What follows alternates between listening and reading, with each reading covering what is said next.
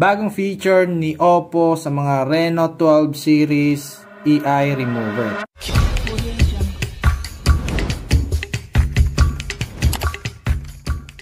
Guys, ang gamit natin ngayon is itong Oppo Reno 12 5G. Ayan, so bagong labas ni Oppo. Ito yung pamalit kay Reno 11 series. Punta tayo sa kanyang camera at ayan guys, napakaganda. For example guys, ito yung gagamitin natin. Ayan, so once nagkaroon tayo ng photo, so kung gusto nyo alisin ang object na to, punta lang tayo dito sa AI eraser. Ayan, meron tayong smart lasso.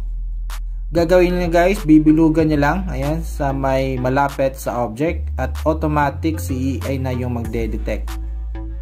Ayan, so need lang ng internet at mabubura na yung object na ginamitan nyo ng smart lasso.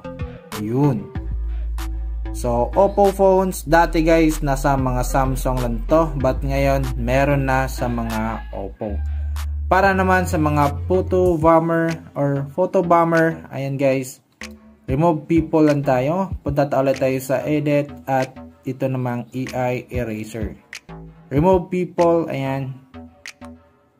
So, kunwari, ikaw yung nasa gitna at si AI magde-detect sa mga tao sa likod or nasa paligid mo.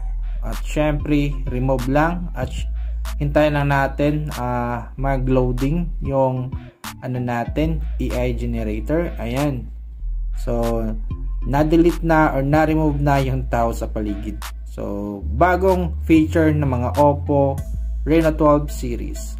Like this video and follow for more.